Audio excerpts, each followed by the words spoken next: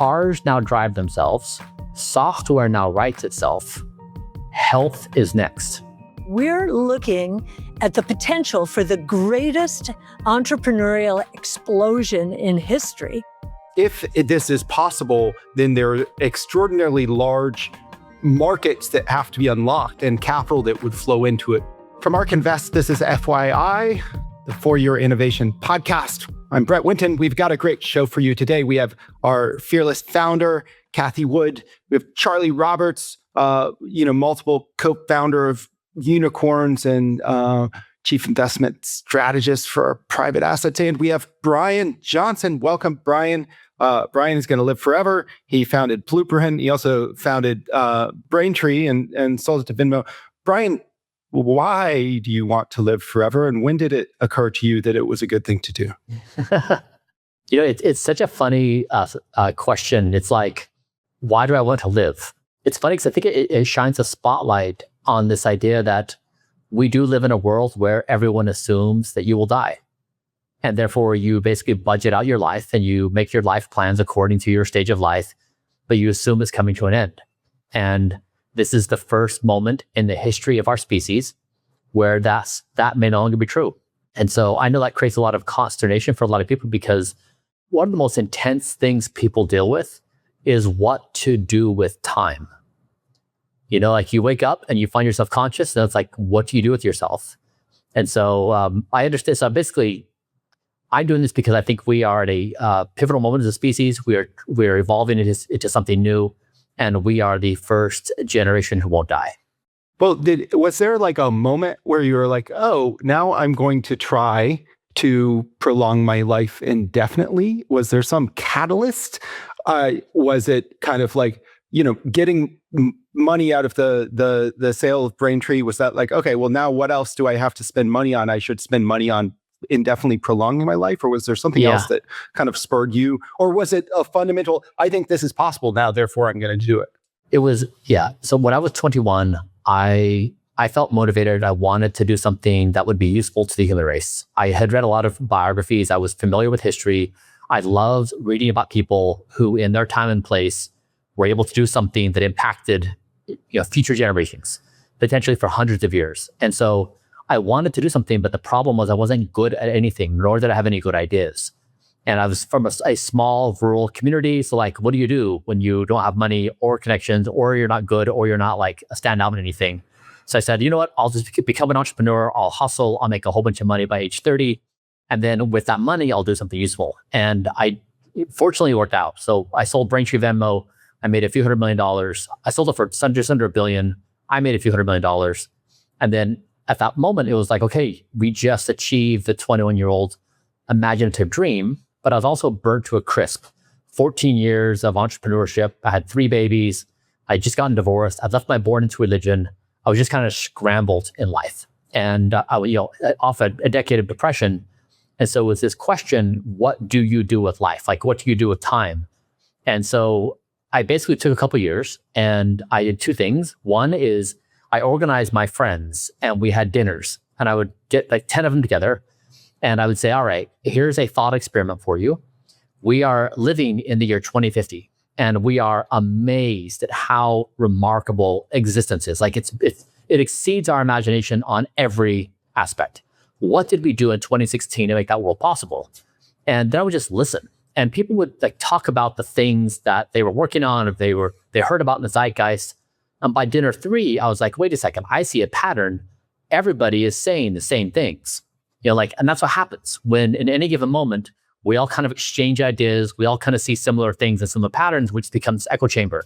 So I then gave myself a challenge. If I'm going to do something, I'm going to take all the ideas I heard. I'm going to put them inside of a box. My job is to do something outside that box. I can't do anything anybody's talking about. And so that was the goal. That was the constraint. And then I did a second thing where I did this thought experiment where I imagined myself in the year 2500. So I imagine myself like reading the biographies of people who existed in the early 21st century.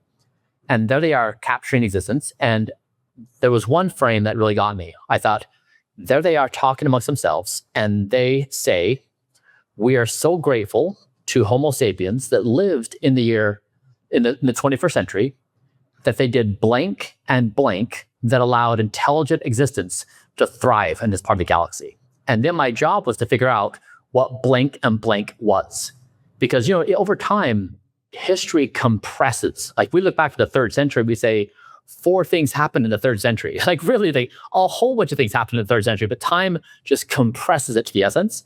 Our century, as rich as it is, and as many things that are happening, will be compressed. And so I think the answer is, they say, that's when Homo sapiens figured out when they gave birth to superintelligence, and that's when they figured out they would no longer die.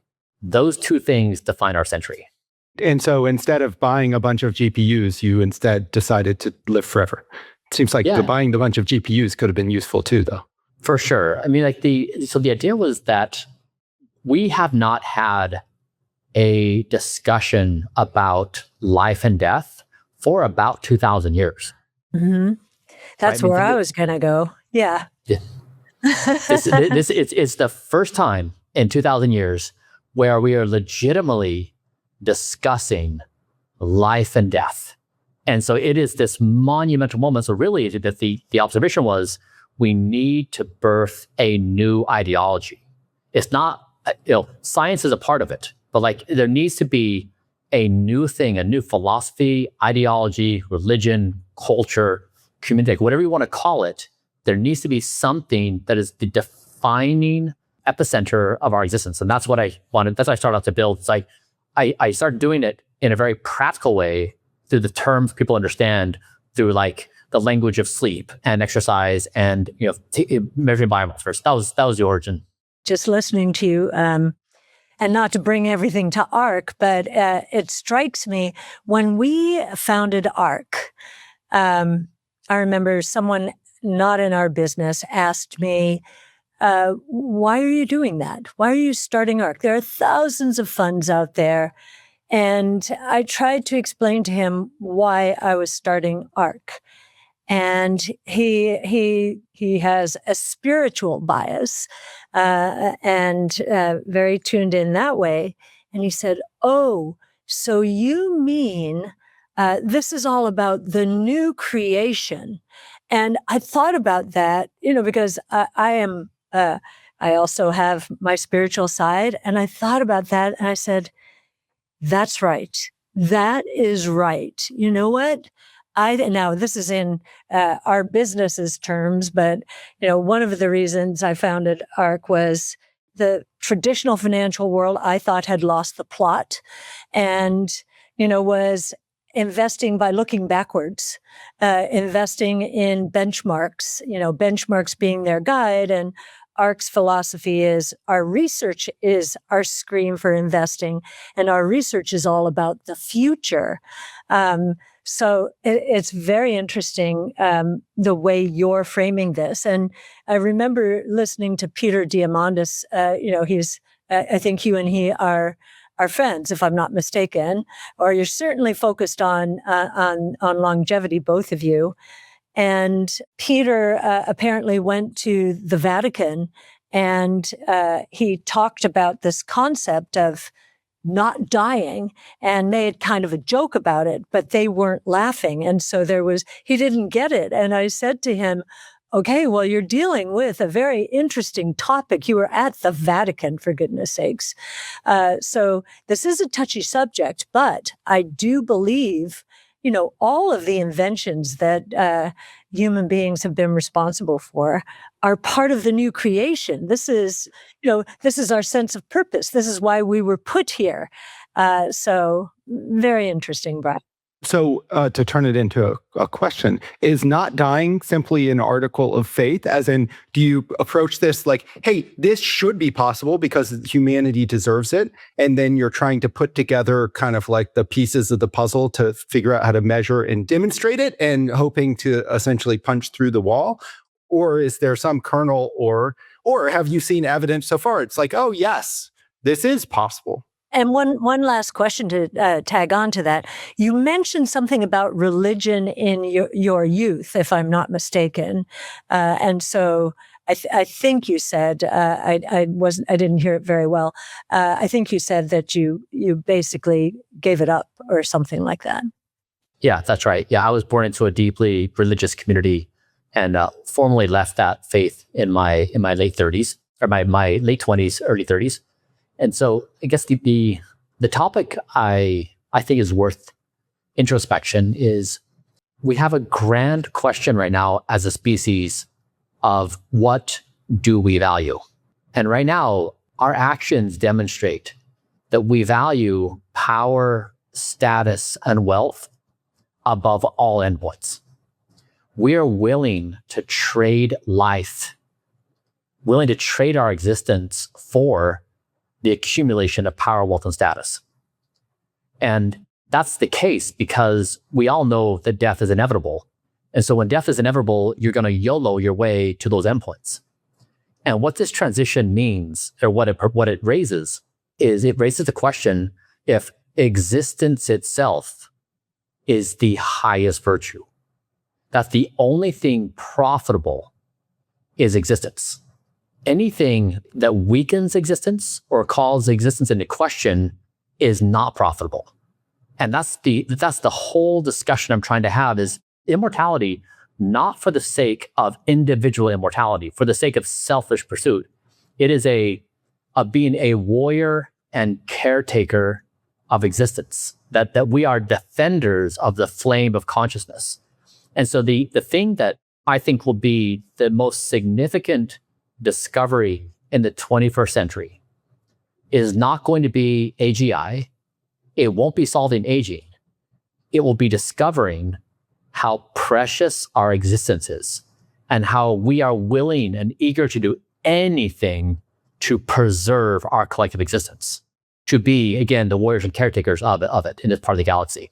Is it on us to make sure that that's within individuals rather than the way that's always been done through a cycle of birth, rebirth and things? Or, one pushback that I've heard from people when I've talked about certainly increasing health span is, won't we all be bored? Or, obviously this stuff without making it mundane. I think one of the answers I give, and we think about this a lot at ARC as well, is the power and the excitement of convergence. And wouldn't it be amazing to have 5 or 10 professional careers and you could do 10 PhDs, right? Not everyone's probably going to do that, but wouldn't that be amazing? And wouldn't the convergences you would then see with that level of knowledge, potentially then, with a Neuralink or something in one's brain, then that even helps further. But yeah, how have you thought about that journey, about what one then does as you become that kind of that Sherpa and that, carrying the torch for civilization and existence? How does actual day-to-day life change? How do you think about you in 500?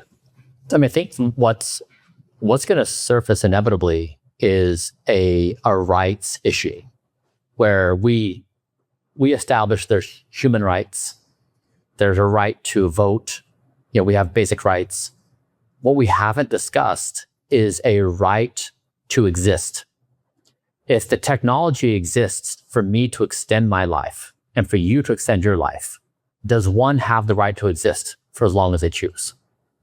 And that's where I think is coming is I don't think that this is a rich versus poor argument. If that's a secondary consideration, I think it's a basic fundamental human question of what are our rights? Do I have the right to vote? Do I have the right to influence my government? Do I have the right to exist? And if you say that's outlandish, that is so far into the future, I think you're underestimating the speed at which AI is going to change this conversation, even in 10 years from now. And if you try to measure that, if you look throughout history and you measure when a technological disruption happens or when a political disruption happens, it causes holes in society. It creates problems that society does not have answers for. And then an ideology or philosophy or religion needs to emerge and patch those holes and say, here's how we can make sense of this. Like, here's how we can smooth this out so things are okay, so that your people are treated in an equitable manner, so that society is functioning, in a orderly fashion.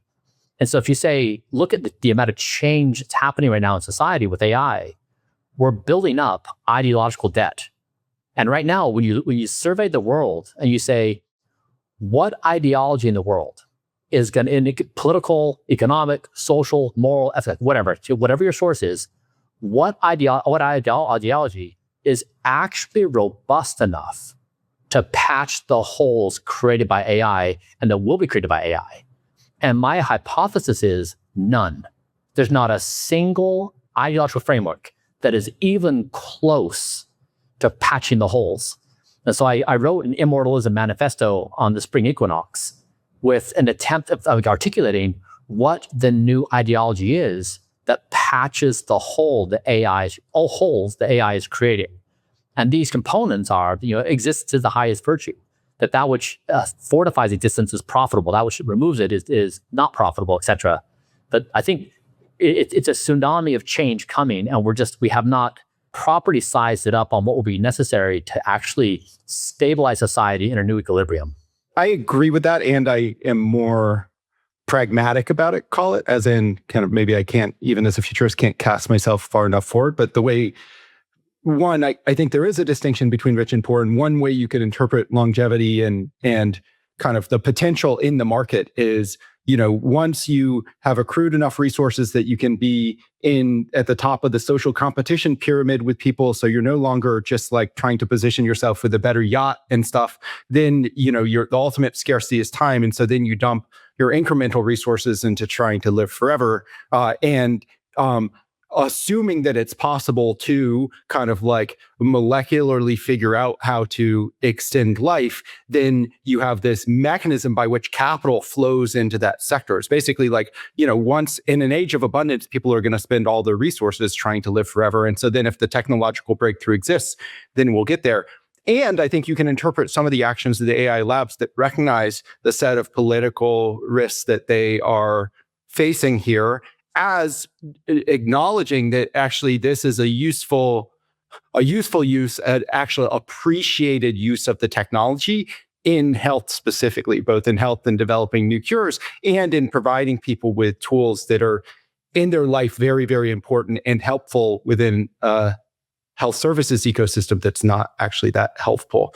Just thinking about our listener base here, I'm thinking, a lot of people are, again, with AI, as you say, Bryan, they're scared. And I'm trying, because out of technology can come lots of benefits. I mean, transformational, curing disease being one of them, which is already starting to happen. So one of the things, I have two comments about what you've said. I think living a very long life, or living forever, if that is where this is going, I think those who will achieve that will need a sense of purpose. Don't you think? A sense of purpose. And the second thing I would say is, in this AI controversy, is this going to throw everyone out of work? You can flip it around and you could say, we're looking at the potential for the greatest entrepreneurial explosion in history, where people actually can start their own businesses, with AI's help. And most businesses fail, but, fail fast, move on. And, I actually have a lot more hope about technologies. Consider the source we invested in it. But I do see this sense of doom. And I think I'm trying to encourage young people, if they can't find a job now, start your own business with AI. That means as you continue to interview, you'll be a much more interesting employee if you choose to go into a corporation, because you've started a business and because you are so proficient at AI. So, I think there's huge opportunity here too. For people who are scared of AI, I would say to them, there's no legitimate reason to either be optimistic or pessimistic. And that is because the future of our existence is computationally irreducible.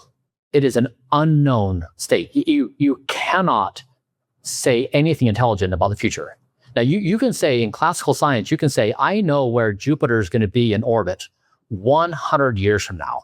You can do the math and you know exactly where it's going to be. That is like, through classical science, you can make predictions of the future. And before, if you were a farmer in the 1400s, you would know your child would be a farmer in 1450 and their child would be a farmer in 1500. But now we don't even know what's going to happen a year from now, let alone 5 or 10 or 15. And so the starting point here is humans try to soothe their own anxiety by trying to imagine they can say things about the future. And this is the moment in time where we Homo sapiens need to confess we have absolutely nothing intelligent to say about the future because it's computationally irreducible. It is impossible to say. And so that's starting point number 2 is, in this case, when you can't say anything about the future at all that's intelligent, the only thing you know, literally, is you don't want to die right now. Outside of that, that's it. You have nothing to say. And so if you were to take this conversation and map it back to Homo erectus a million years ago and say, Homo erectus, you're in a situation, imagine you're going to evolve the equivalent of 1 million years in a month. So everything you understand now is going to be, changed in a month. What are you going to be doing? And Homo erectus would say, well, you're going to forage over here, you're going to fight over here, you're going to it would take its own models of the world and map it. That's what we do. And so Homo erectus would not imagine that you're going to discover microscopic objects or invisible waves in the air or magic boxes in your hand that travel at the speed of light. We are Homo erectus in this moment. We are going to evolve at that same kind of speed over some duration of time. So for us to imagine that we're not Homo erectus in this moment is absurd. We are trying to take our ancient models and trying to superimpose it upon a world where we just don't even understand what's coming. And so this is why I'm really neutral about the situation. We don't know. All I know is, as a species, the thing we lock in on is we don't want to die right now, which means we don't want to kill each other. We don't want to kill the planet. We don't want to kill ourselves. We don't want to cause harm to existence. We just want to hold on for dear life and hopefully we can make it to the other side. Now with that, it's if there's other cool things to do, amazing. But yes, we have a need for meaning. Yes, we need to find meaning. But I think we're getting ahead of ourselves of thinking that somehow the world is going to be the same when we have no idea what's going to happen. Yeah, you make an interesting point, but I know many people who think that AGI or ASI becomes so good at making predictions that essentially the world becomes like an efficient market, right? And everything is predictable. But I think you make a really good point that it's maybe a bit more like the arms race that occurs with powerful AI in, say, cybersecurity, right? Where AI may make predictions better, but it also makes the number of possible futures massively blow up in computational, combinatorial space. So actually, maybe it makes, at best, flatline predictability, or maybe even less predictable, to your point. And at least we're in a steeper part of the curve, which is pretty interesting. Just to switch gears a little bit, as you think about, well, it'd be great to double click more on how you think about you're obviously a very scientific mind, you're a business mind, and obviously a spiritual mind, and just any additional thoughts on how you think about reconciling those and the science of spirituality or vice versa would be interesting. And then I was going to move on to also then, well, maybe we'll come back to that, but also just first day advice for anyone wanting to get into looking after themselves better and onto a longevity glide path who does not have $2 million a year to spend on it. Yeah. So, I mean, if you say, what are the 10 commandments of religion? We know that. What are the 10 commandments of capitalism? We know that.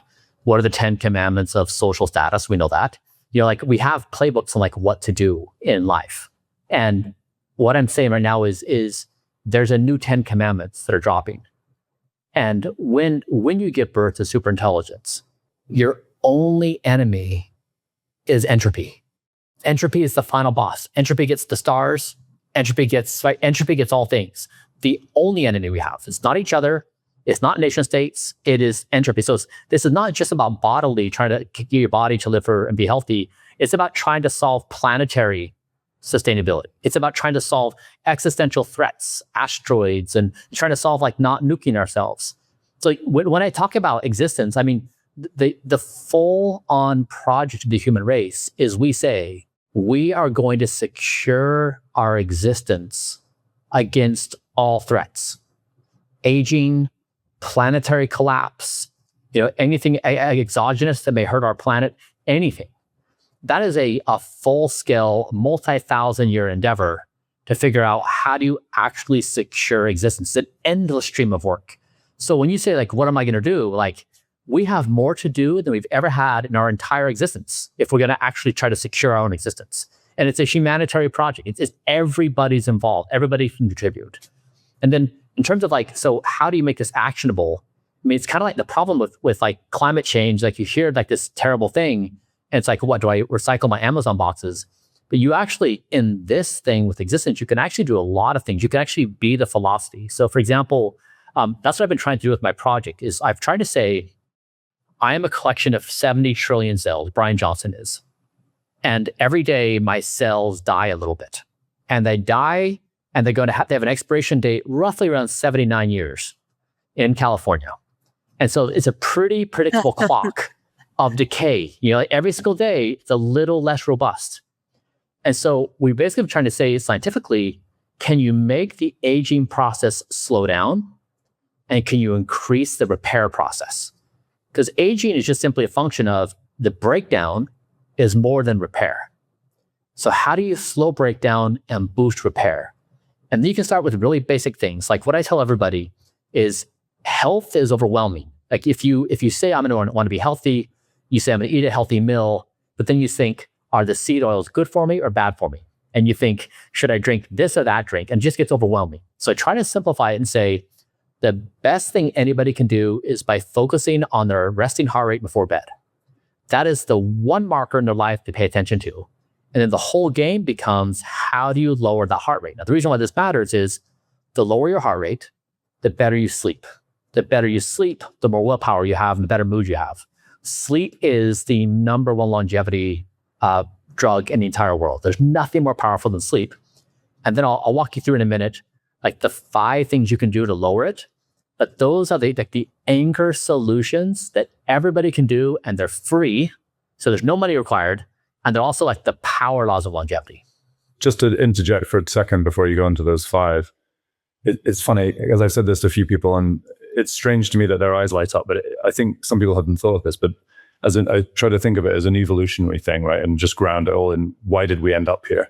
But when people cut sleep, right, and it feels like the ultimate kind of false economy, I always come back to, if there were any way for a mammal like a human to have done without sleep, given the evolutionary cost of being eaten by a lion while asleep, there is zero doubt that we would have evolved to not need it. And the fact that we still so consistently need 5 to 8 hours is so telling about that it's absolutely required to do all of the things, and both neurochemistry and thoughts and all the other great things. So yeah, no, it'd be great to hear more. So these work because if I can see someone's heart rate on their wearable device, I will see their soul. I will see their relationship with stress and food and work and scrolling. It just reveals all things. And so, for example, the first thing is, if your bedtime is 10 p.m. every night, you want to have your final meal at least 4 hours before bed. So finish eating around 6 p.m. And that gives your body time to digest the food. And your body needs that space to complete its process. And then it has time and space to then lower your body temperature before bed and express melatonin. So now you're ready. If you eat adjacent to bed, it raises your core body temperature, it suppresses melatonin, it raises your heart rate. Then when you go to sleep, the body's doing 2 things, digesting food and trying to sleep. And then it wrecks your sleep. So by pushing your food earlier in the day, it gives your body space to do the digestion, so you get freed out. Now, I did a few hundred, probably more like 1,000 experiments on when to eat, what to eat, etc. I found my optimal time is to finish eating around noon each day. I go to bed at 8:30, so I have 8.5 hours of digestion. If I do that, my heart rate's going to be around 41, 42, 43. If it's there, I'm going to have a perfect night's sleep. I'll fall asleep within 2 minutes. I'll get through in a minute, like what a good night's sleep is. So second thing is... Wait, can I just ask a question on sleep? Deep versus REM versus core. Any observations there? Yep. So your body, so if you go to bed at 10 p.m., the first thing that's going to happen is you're going to drop into deep sleep. Mm-hmm. It's always that first big tranche. Mm-hmm. The key thing about this is your body is a clock. Because if your bedtime is 10 p.m. and you've got a work project or a social outing and you get to bed at 1 a.m. and you think, that's okay, I'm going to sleep until 9 to make up for it. It doesn't work that way. The body has a clock. And so at 10, you start your deep cycle, and then you come back up, and then within like the first 60 to 90 minutes or so, you come up and you get your first REM cycle. So deep is where you do like deep brain cleaning. REM kind of comes up and does like memory consolidation, emotional cleansing. But your body goes through these cycles each night in a clock-like fashion. And so that's why it's so important to be on time and be consistent every day, because your body wants to run the same processes. So I think of it like this. At 10 p.m., there's a trash collector outside waiting for you to go to sleep. If you're asleep at 10 p.m., the trash collector rolls through your body and picks up your trash. If you're not asleep or your sleep is disrupted, the trash collector stays outside and your trash stays out on the curb. It's not picked up. So the body cleans itself through these systematic, rhythmic processes. And that's why you want to pick a bedtime, be consistent with your bedtime as much as you can to let the body clock run. So the ideal night of sleep is roughly 2 hours of deep, 2 hours of REM, awake less than 30 minutes per night, and then asleep within like roughly 5 or so minutes. That's the sleep architecture of like an early 20-year-old or like late teens. That's ideal. And as you age, it becomes increasingly harder to get good sleep. You wake up more often. You can't get back to sleep more often. You sleep more lightly. You can't get these big windows of restorative sleep. That's especially true for women. So that's why these sleep habits are so important. They are the foundational building blocks for all of health to master sleep. But you can't master sleep until you master the pre-sleep routines, which is what we're talking about here. Yeah, and so the first pre-sleep routine sounds like you basically like starve yourself to death. So by the time you get to bed, you're like, oh. Is that my interpretation correct? I mean, so some people do complain about feeling hungry, and like the first thing is like, it's okay. You're not going to starve to death. Like if you feel a little bit hungry, it's okay. If you need to start with 2 hours before bed and then go to 2.5 and then 3, like work your way up. But and some people will say, like, I can't sleep if I'm a little hungry. Like that's okay. Like have a little snack, but just what you want to do is you want to measure your heart rate. And so you can either use a wearable to measure your heart rate, or you can just put your fingers on the side of your neck and check your pulse. But that's your North Star. You'll see if your heart rate is up, your sleep quality is down. If your heart rate's down, your sleep quality is up. What's step 2? Yeah. Okay, so screens off 30 to 60 minutes before bed.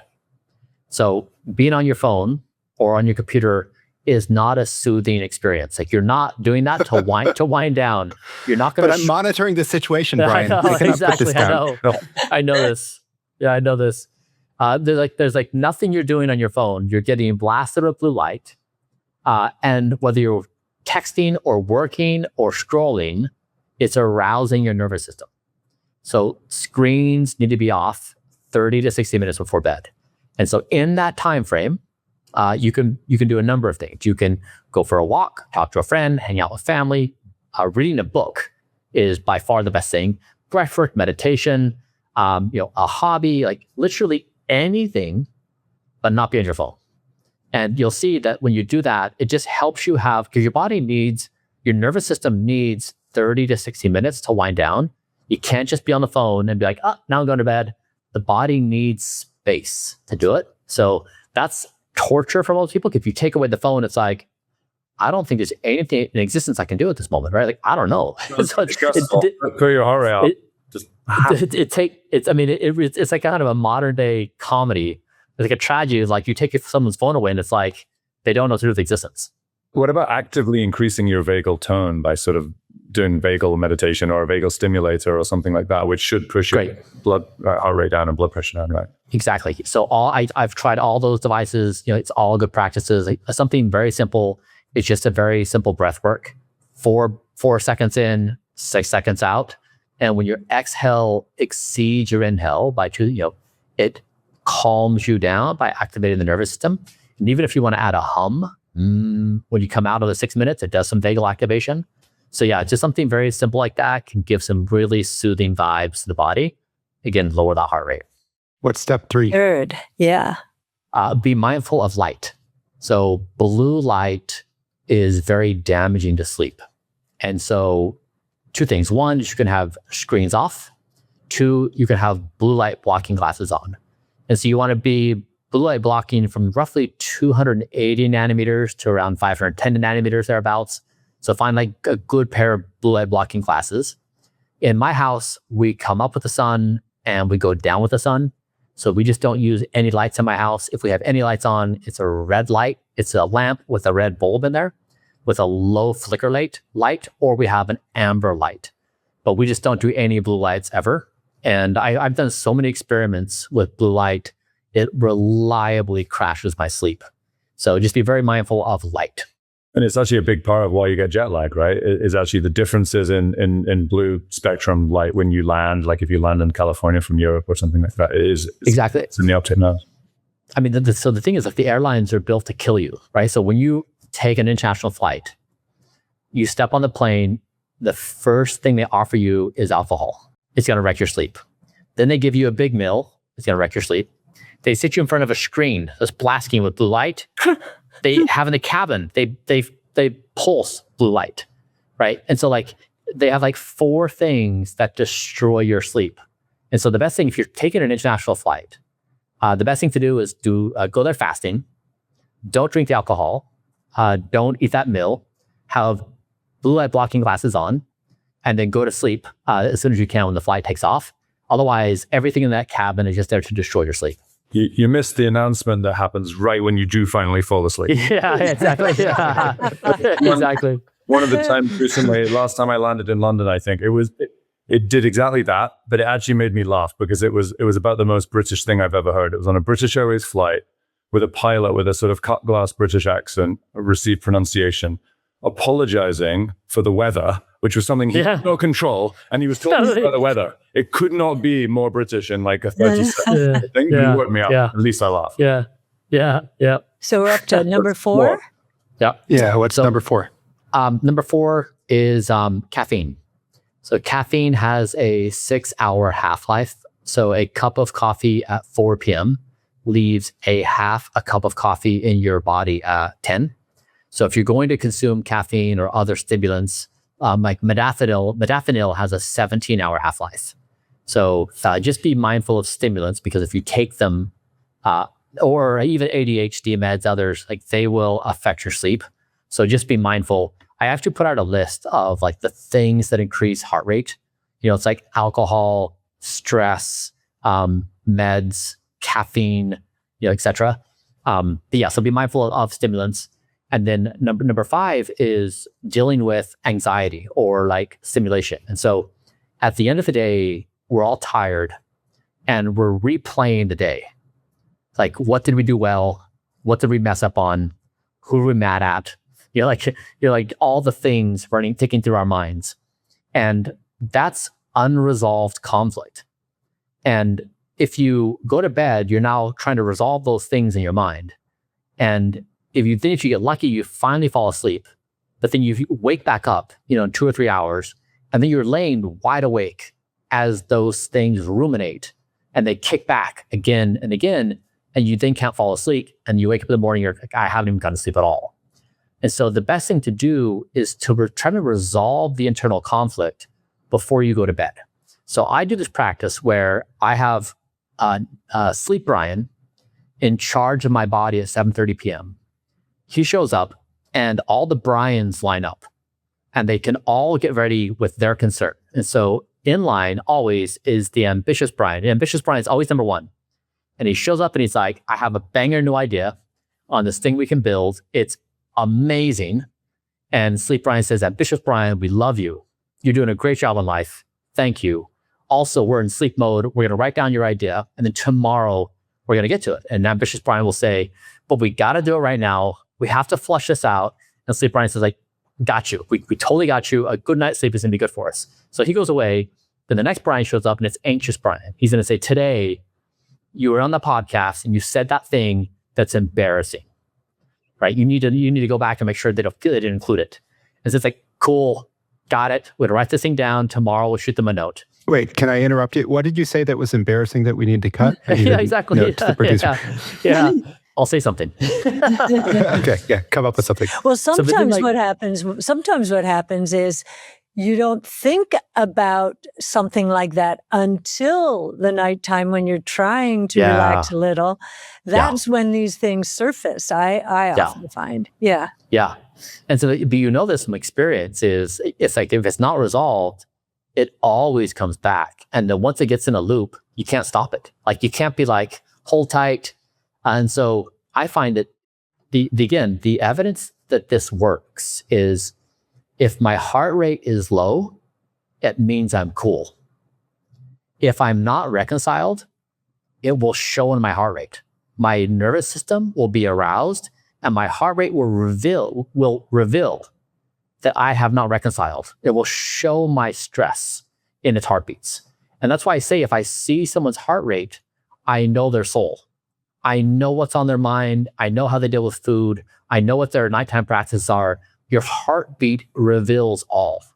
And so that's what you're trying to do. That's why this is so useful is it's a single marker that captures your entire health. Because your heart rate's low, like you're doing pretty well, like you're calm and relaxed. You can wind down, you can actually get really good sleep, which is going to boost your mood, help all the cleansing processes happen. So this is kind of get to the core of being human. And what this does is it says we have a world, a culture that again is willing to do anything for power, wealth, and status, even kill ourselves. Therefore, we glorify the person that sleeps 4 hours a night or that is beneath their desk or like the brags that they don't, whatever, they have a cup of coffee and they can get by in 3 hours of sleep. We idolize people in this debaucherous behavior, but we know it's not scientifically accurate, right? Like the version I always use for engineers is nobody wants a code base of shitty code. You want a code base of beautiful code. When you don't sleep, you are shitty code, right? But it's not that people don't connect it. They don't understand they are legitimately shitty code. They can't operate at the highest level when they're sleep deprived, when the body's not cleansed out. And so it's just like basic science. Our society needs to fix the culture. We've just gone astray a little bit, but this is like true principles of science and biology. You just can't overcome with the force of will. I agree. Sleep is important. Sleeping better does lead to living a probably longer and healthier life. Almost certainly does. But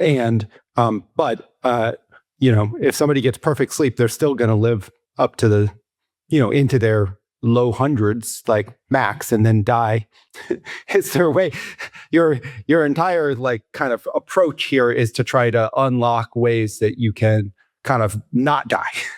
Is there, what evidence have you, or do you, and you are very evidence-based, as in you're doing lots of experimentation, all in of Bryan, to figure out how to maximize or reduce and reverse the rate of cellular aging. Do you think that there is a scalable, breakthrough somewhere that you see, or is it kind of like a process of experimentation and we'll figure it out?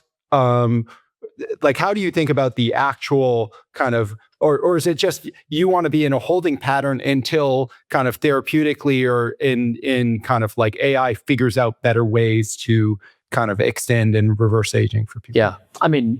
First is there is no therapy that can address aging right now. They're coming.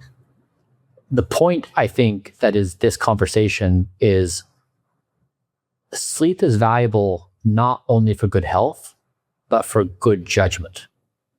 And the thing we need as a species above all right now is good judgment, right? We are giving birth to superintelligence. And the question is, what do you do with superintelligence? Do you get better at war? Do you get better at killing each other? Do you get better at, what do you do with it? And if you kind of blow this out on a bigger scale, we are in an epic contest of intelligent life. As far as we know, we are the only intelligent life that we can see in our part of the galaxy. It's an unreal situation. And yet we don't value it with the preciousness that it is.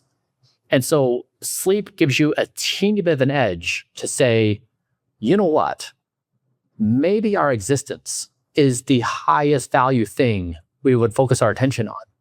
And so again, this moment is really a discussion of values. What do we care about as a civilization? Right now, we say power, wealth, and status at any cost. And there's gradients here and there, but I'm saying like this is the fundamental question of our time, and sleep is a kill shot to judgment. Just to think about the actual technologies, you touched on one or two, but what you actually do in terms of interventions, including NMN or NR, and through to some of the technologies that you do think as maybe enabled and helped by AI, but as we go forward, the kinds of things that would take us past that sort of 120 hard limit. What do you think about things like epigenetic reprogramming as well, and senolysis? Any of these? Yeah. It'd be interesting to understand your current sort of hot take on the spectrum of things you can do today and the things that are coming down the pipe. Yeah. So I, over the last 5 years, I've collected 1.5 billion data points on my body. It's the most dynamic data set ever collected on a human. And we've assembled a dashboard that basically measures my whole system health. And so we look at this through the lens of entropy. So we say, as a 48-year-old, my body should look like this. And then we say, but based upon all that we've done, all the therapies we've done, the sleep, exercise, diet, sauna, hyperbaric oxygen therapy, like all the things we do, senescent cell reduction, my body has about 26 to 30% more order than an average 48-year-old. My system, right, there's less entropy. And so what we're tracking is, as the technologies get better, that number is going to go up. And when that number gets to 100%, 1 year of time is going to pass, and I'm going to be the same age biologically. And we predict that year is 2039. When I will travel through a year of time, my body will probably age by like 40 to 50%. Except we'll have the ability to slow our speed of aging down. Then certain therapies like reprogramming, cell therapies, gene therapies will then reverse the aging damage that has happened and take me back to where I started the year. And so we now just have an entropy dashboard that tracks my body in real time. How good are the therapies? And as these therapies roll out, there may be a good therapy for the kidney, and a good therapy for the brain, or good therapy for metabolic, for mitochondria. We're tracking each of these organ systems. We see on dashboard in real time what is happening to my body from a speed of aging perspective and rejuvenation. And so we're now building this for other people through Blueprint. They too can build their digital twin and do the same process as me. And it gives you a really high motivation. If you measure yourself, you too have this real-time dashboard. How fast or how slow are you aging, and how fast are you rebuilding that repair? And then you just lead you. It's like the premise we have is cars now drive themselves. Software now writes itself. Health is next. So because when a person says yes to health, it is so overwhelming and so much to do and so logistically challenging. We are stepping in and saying, we've got you. If you say yes, we'll tell you step by step what to do. And you start with these basic things like have a bedtime, have a wind-down routine. Then we progressively get into more and more sophisticated therapies, but then they too can have this dashboard of like seeing in real time what happens to their body. So we're really trying to break it down to a systematic, algorithmic thing, like much like you'd approach a software project. It's your body. I actually like the way you think about it with entropy. It sounds like entropy is your global enemy, and then you think about the different levels and layers of the onion, right? Because at some level, you're talking also about fighting sort of civilizational and almost spiritual, where that meets science entropy. But then, and to make it also very concrete for the audience, I think some part of the entropy I think that you're talking about also ties in with this whole idea of the information theory of aging and the way that you this drift, both epigenetic drift, but also genomic drift, at least somatically, as cells divide, and then they just noise creeps in, and with every further division, you've got shortening of telomeres, you've got have you seen anything super compelling to sort of support that information theory of aging that I think a few people like David Sinclair has published on a little bit, and I think conceptually it makes a ton of sense. I think it seems like it's very much at the nascent end of proving it out, but it makes a ton of sense. Yeah, I'd say you're dead on. You explained it really well. You haven't mentioned exercise. When I think of entropy, I think, okay, we got to fight this. And I know you've suggested, sleep is one of the most important ways, but how important is exercise in all of this? I think it's very important. Yeah, at the very, very top. The reason why I start with sleep is because if you don't get sleep, you wake up in the morning and the difficulty bar of exercising is too big to overcome. Like you don't feel good enough. You don't have enough energy. You don't have enough willpower. And so unless sleep is locked in, exercise never happens. But of course, exercise is absolutely essential. But like, this is the thing is when someone's like, I'm going to lose 10 pounds or I'm going to like get into an exercise protocol and they do it for a day and then they miss day 2 and day 3, it's very hard to come back because they stayed up the night before, they ate a late dinner or they drank some alcohol or whatever. So this is why I approach it this way is like, just lock in the basic routines for bedtime and sleep. And once you do that, you wake up in the morning, you feel great, you want to exercise. And then it becomes a really easy step. And then once you exercise, then you want to eat well. And that's why this works. Like I don't start with like, go get an NMN drip or go get a shot of B12 or like, those don't work, right? You have to like go with the hardest thing, which is your bedtime. And like going to bed on time and like turn your screens off. If you don't, those are the, so like this is the thing in health and wellness, the most powerful things are free. And it's all about behavioral. And once you lock those in, like, yes, then you can scaffold up and do more sophisticated things like make sure I have enough collagen peptides and extra virgin olive oil. I'm eating vegetables and legumes and I have, I'm doing sauna the right way and hyperbaric oxygen, like all those things add on. But you have to like get somebody locked in on a routine, then you get sustained benefits and they just feel so much better. But yeah, exercise, I do an hour a day myself. I do cardio, strength, mobility, and flexibility. And so it's like in my religious practice, my spiritual practice, I find it to be therapeutic in the gym. It's my favorite moment of the entire day. I never miss it. A little bit of a follow-on question. And it has to do with, your spiritual life. A lot of scientists have, been atheists through their lives as they're trying to prove this, that, or the other. And at the end of their lives, maybe it is because it is the end of their lives, they have this epiphany that, I couldn't figure the universe out. There must be a God, something like that. It's a simplified version of it. How do you think about that? And do you think about it?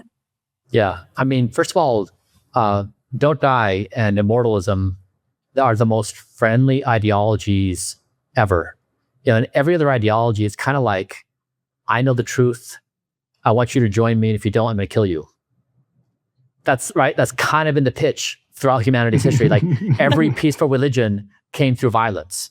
And don't die is the only one that says, like, if you believe in an afterlife, great, right? If you believe in reincarnation, superb. If you, whatever you believe is cool. What we're agreeing to is neither you nor I want to die right now. We are unified. We are together. It is the only ideology that overcomes tribalism, ethnicity, religion. It just says, like, you can believe what you want to believe. That is wonderful. The one thing all intelligent life agrees, not just humans, biology, like all of the biology of planet Earth, nothing wants to die right now. And that's the thing I'm trying to lock in on is like, if you, again, it's a conversation of value. What do we value? And that's what I'm trying to get at the core of this. Isn't there not a counter view, but that works and sounds amazing in a world of abundance and positivity. But like, let's say in a world of scarcity, right? And I for what it's worth, I don't think that will happen because I think the technology needed to actually deliver exceptionally long lifespan does bring abundance, right? So everyone comes up Maslow's hierarchies together. But let's just say that there was some bound of scarcity, whether it's geographic, energy, water, food, whatever it was. Does that not run counter to that worldview? As in, it comes back into the more scarcity-minded religions, where by everyone living, that's a more of a Malthusian. There's a more of an issue, right? Yeah, I mean, this is the question you raised, Charlie, is basically in this conversation, what principle is the lighthouse? And what principle is the ship? And I'm saying that the right to exist is the lighthouse. It's the immovable object, and everything's going to have to navigate around it.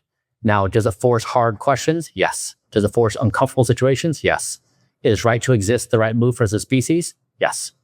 It follows human rights. It follows the right to vote. It follows a women's right. It follows all the paths. If you just simply map out, what is the next big thing for the species? This is my bet. It's the right to exist. is the next big discussion for us. One, like I said, I think as people have more resources, yes, the individual will try to live for as long as they can and forever if possible. And I do, so far the way we have lived forever is through kind of like passing down our genetic code, right? And actually from a humanity-wide perspective, isn't it easier just to rely on that old mechanism of rejuvenation of like building the next set of people who will then have like their vital period from, call it age of 20 to age of 50 or something. And then they go off into senescence. And as in if it's a humanity scale kind of expansion we're trying to retain here, what do we care if I live forever or you live forever? I'll live on through my kids, Yeah, I mean, that's the thing is humans inherently seek immortality. Over 2/3 of humanity believe in an afterlife.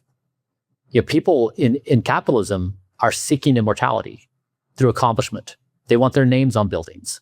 They want their names in the history books. They want stories told about them, right? So immortality is sought by all humans, and humans do their very best to seek immortality through all the means they have: children, accomplishment, right?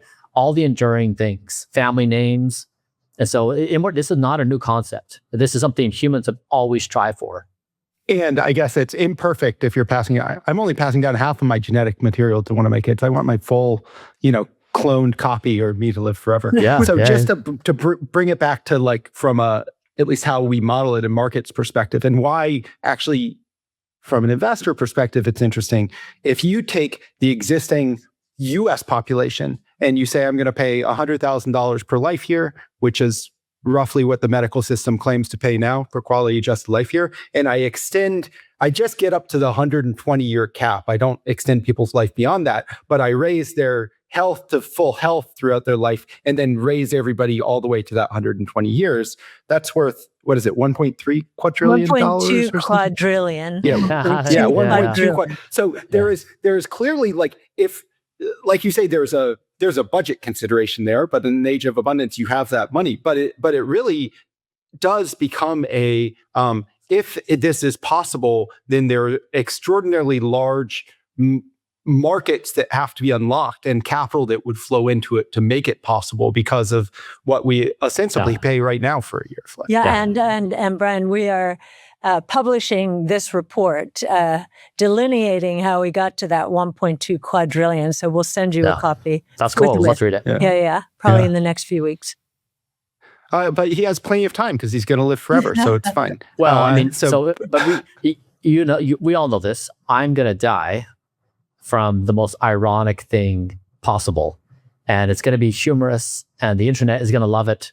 It's kind of inevitable. So when it does happen, you guys can replay this clip and say, he knew it was coming. He told us to have a good time.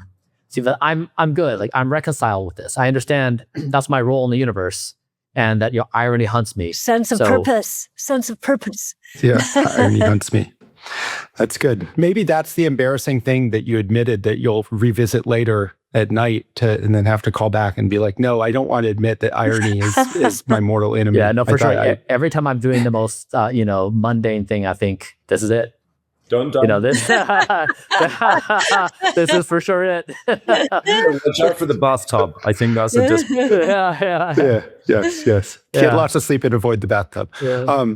Okay, well, Bryan, it's so good to have you on. Thank you for sharing some of your philosophy and also some practical tips for at least living a healthier, longer life. And we'll see you again soon. Thank you.